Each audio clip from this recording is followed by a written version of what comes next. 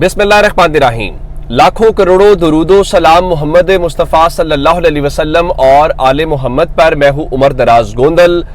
इस्लामाबाद वालों को दिन दिहाड़े खुली शिकस्त की खबर है, किस तरीके से वो आपके सामने रखता हूं। नंबर 1, आपको बताया था कि आज जो सेनेट काबीना इजलास है उस इजलास को कैंसिल किया गया और उनका जी हमें फर्क नहीं पड़ता, हमने तरमीम तो लानी है, किसी भी तरीके से लाएंगे। फिर खबरें आई कि शायद प्राइवेट मेंबर्स डे के तौर के ऊपर लाई जाएगी। उसके बाद अगली खबर सुन लीजिए, सेनेट का इजलास 2 बजे होना था, उस टाइम का भी तब्दीली आ गई है और लगता है कि वो भी बात नहीं बनी। और उसके बाद पार्लियामेंट की जो खुसूसी कमेटी है जहां से आपने मंजूरी लेनी है उसका वक्त भी तब्दील कर दिया गया है, जिसका मतलब है वहां पे भी बात नहीं बन रही। अब यहां तक तो बात हमें समझ आ रही है कि आप बार बार जो इजलास का वक्त तब्दील कर रहे हैं उसकी वजूहात क्या है। लेकिन अगली बात सुन लीजिए, मौलाना साहब जो है वो उनका एक बड़ा मेजर रोल है इस सारी गेम के अंदर। पाकिस्तान तहरीक इंसाफ और मौलाना साहब की रात को भी मुलाकात हुई और उस मुलाकात के बाद जो प्रेस कॉन्फ्रेंस हुई वो प्रेस कॉन्फ्रेंस बहुत सारे लोगों का होश उड़ाने के लिए काफी थी। अब अगली खबर सुन लीजिए, पाकिस्तान तहरीक इंसाफ और मौलाना के दरमियान अब से थोड़ी देर के बाद मुलाकात होगी। जब आप वीडियो देख रहे होंगे तो गालिबन मुलाकात शुरू हो चुकी होगी या होने वाली होगी। अगली खबर सुनिए, उससे हटके हुकूमत को भी परेशानी का सामना है और बिलावल जरदारी जो रात को भी वजीर आजम के साथ गए थे, रात भी मौलाना साहब नहीं माने और अब भी एक बार फिर वो मुलाकात के लिए जा रहे हैं कि शायद उनको मना लिया जाएगा। मौलाना साहब की 2 बातें बड़ी वाज़ेह हैं। मौलाना साहब कह रहे हैं कि जस्टिस मंसूर अली शाह साहब का नोटिफिकेशन जारी करें।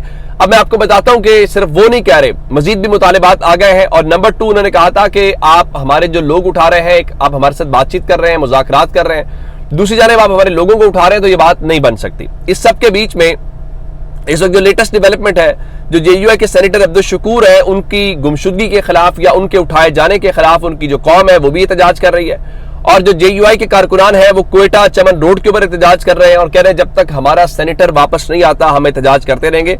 वैसे आपस की बात यह है कि दुनिया जहान के किसी मुल्क के अंदर इलेक्टेड मेंबर्स को इस तरह उठा लिया जाना और फिर उनकी रिहाई के लिए भी वो एहतजाज करना, फिर हम जैसों के ऊपर तो मुकदमात जो बनाए गए हैं, जो FIRs की गई हैं, चले हम तो किसी खेत की मूली नहीं है, हम तो एक आम पाकिस्तानी हैं, हम तो माड़े पाकिस्तानी हैं, तो हमारे ऊपर तो बड़ी आसानी से ये कर सकते हैं। तो उन बेचारों का ये हाल है, तो आप बाकी की आवाज वो मेरे लिए, आपके लिए या हम सब के लिए क्या आवाज उठाएंगे हम सब जानते हैं। ऐसे में अब जिसके लिए किया जा रहा है, जिस तरह मैंने आपको बताया कि मौलाना साहब कह रहे हैं कि जस्टिस मंसूर अली शाह साहब का नोटिफिकेशन करें, उसके बाद कोई बात बनेगी।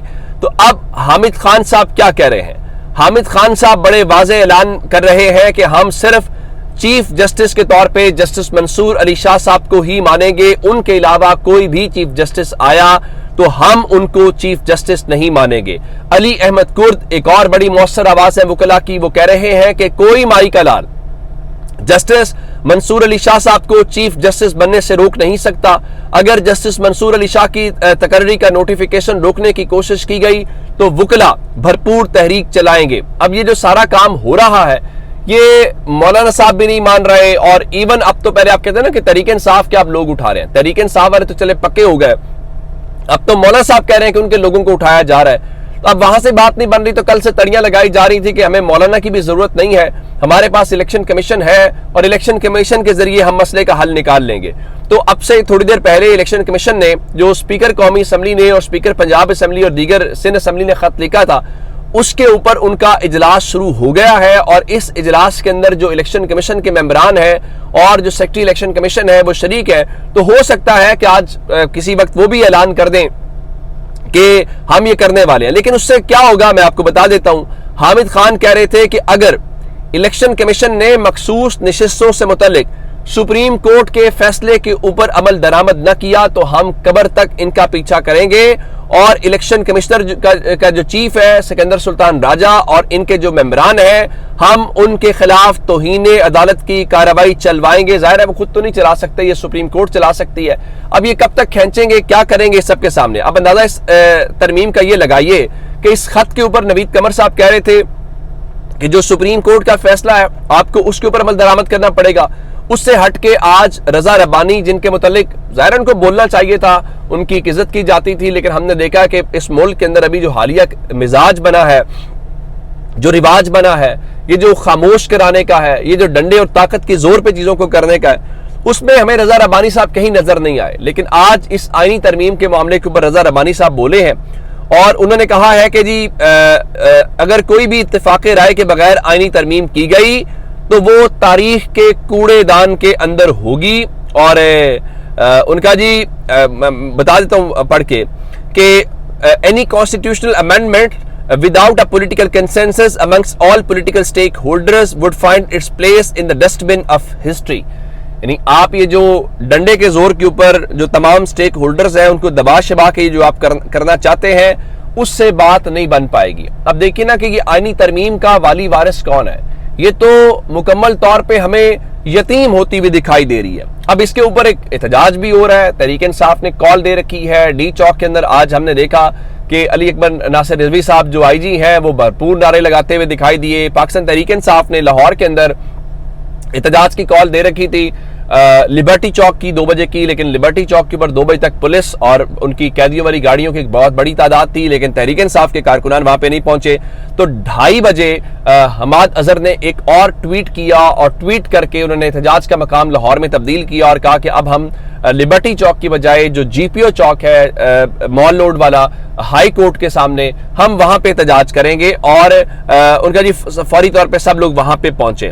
تو آپ نے مقام تو تبدیل کر دیا اور اس مقام کو وہاں پہ بھی پولیس کی بھاری نفری ہے, چونکہ ان کے پاس پہلے سے سسپیکٹ تھی کہ کہاں کہاں پہ ممکنہ طور پہ احتجاج ہو سکتا ہے, تو ان ممکنہ احتجاج والے مقامات کے اوپر پولیس کی نفری ہے. لیکن یہاں پہ ایک سوال ہے کہ اس احتجاج کے لاہور میں اگر یہ دیکھیں گے تو کون لیڈ کرے گا. As of this moment Hammad Azhar tweet تو کر رہے ہیں, وہ منظر عام پہ نہیں ہے. باقی کون کہاں پہ, چونکہ آپ نے احتجاج کی کال کنٹری وائڈ کال دی ہوئی ہے. آپ نے خیبر پختونخوا میں بھی احتجاج کرنا ہوگا, اسلام ہر جگہ پہ اگر آپ نے کرنا ہے تو لاہور کی قیادت کہاں پہ ہوگی, لاہور کہاں پہ اس کو لیڈ کرے گا. اگر قیادت نہیں ہوگی تو اس کا مطلب یہ ہوگا پھر کارکنان بیچارے تو پکڑے جائیں گے اور باقی سب لوگ جو ہے وہ شاید بچ جائیں. تو یہ ایک سوال اپنی جگہ پہ وہاں پہ اٹھتا ہوا دکھائی دے رہا ہے. اچھا, اس پہ ایک ڈیولپمنٹ یہ ہے, میں نے لاہور کے طلباء کے حوالے سے بتایا تھا, تو اب راولپنڈی میں جو گزشتہ روز طلباء نے احتجاج کیا ہے اس احتجاج کے حوالے سے جو گرفتار 215 طلباء ہیں ان کو جو سول جج ہیں عظمت حیات, انہوں نے اس مقدمے سے ڈسچارج کر دیا ہے اور طالب علموں کے خلاف تھانہ نیو ٹاؤن اور تھانہ مورگا کے اندر مقدمے درج کیے گئے تھے. ان کو چھوڑ کے ایک خبر میں نے آپ کو دی تھی بوشا بی بی کے حوالے سے اور عمران خان کے حوالے سے کہ 190 ملین پاؤنڈ کیس میں جو بریت کی درخواست 24 اکتوبر کو سماعت کے لیے مقرر کی گئی تھی, اب اطلاعات یہ آ رہی ہیں اسلام آباد ہائی کورٹ سے کہ پہلے وہ 9 اکتوبر کو ہونی تھی اور پھر جسٹس گل حسن اورنگ زیب جو ہے ان کو ڈینگی بخار ہوا تو ان کی کاز لسٹ منسوخ کی گئی, تو اطلاعات یہ تھی کہ شاید یہ ڈیلے ہو جائے. لیکن اب اطلاعات یہ آ رہی ہیں کہ اب ایک بار پھر جو ہے یہ 24 اکتوبر کو بھی اس کیس کی جو سماعت ہے وہ نہیں ہو سکے گی. اور اس کی وجوہات یہ ہیں کہ جسٹس عامر فاروق اور جسٹس میاں گل حسن اورنگ زیب نے جو 24 کو سماعت کرنی تھی اس کی جو کاز لسٹ ہے وہ منسوخ کر دی گئی ہے اور اب اس درخواست کو نو اسکوپ لسٹ کے اندر ڈال دیا گیا ہے. تو اگر 24 تاریخ کو بھی نہیں ہوگی تو اس کا مطلب ہے یہ معاملہ مزید لٹک گیا ہے. لیکن اس حوالے سے آپ جانتے ہیں کہ اس سے قبل نیب جو ہے وہ 2 بار 2 ہفتے کا التوا لے چکا ہے اور اسلام آباد کے ہائی کورٹ کے 2 رکنی بینچ نے اس کیس کے اندر احتساب عدالت کو 190 ملین پاؤنڈ کیس جو ہے اس کے اندر حتمی فیصلہ سنانے سے عدالت کو روک رکھا ہے. یعنی آپ اگر عمران خان کی بریت کا فیصلہ نہیں کرتے تو معاملہ تو ظاہر ہے یہ لٹکا ہوا ہے اور آپ اس میں حتمی فیصلہ نہیں سنا سکتے. تو پھر اگر عمران خان کا کوئی فائدہ نہیں ہو رہا تو میرے خیال سے دوسرے معنوں میں ان کا کوئی نقصان بھی نہیں ہو رہا. لیکن بہرحال اس معاملے کو منطقی انجام تک تو پہنچنا چاہیے, اس کا فیصلہ تو کہیں نہ کہیں ہونا چاہیے. تو اب تک اپڈیٹ سے اپنا بہت سارا خیال رکھیے گا. خدا حافظ.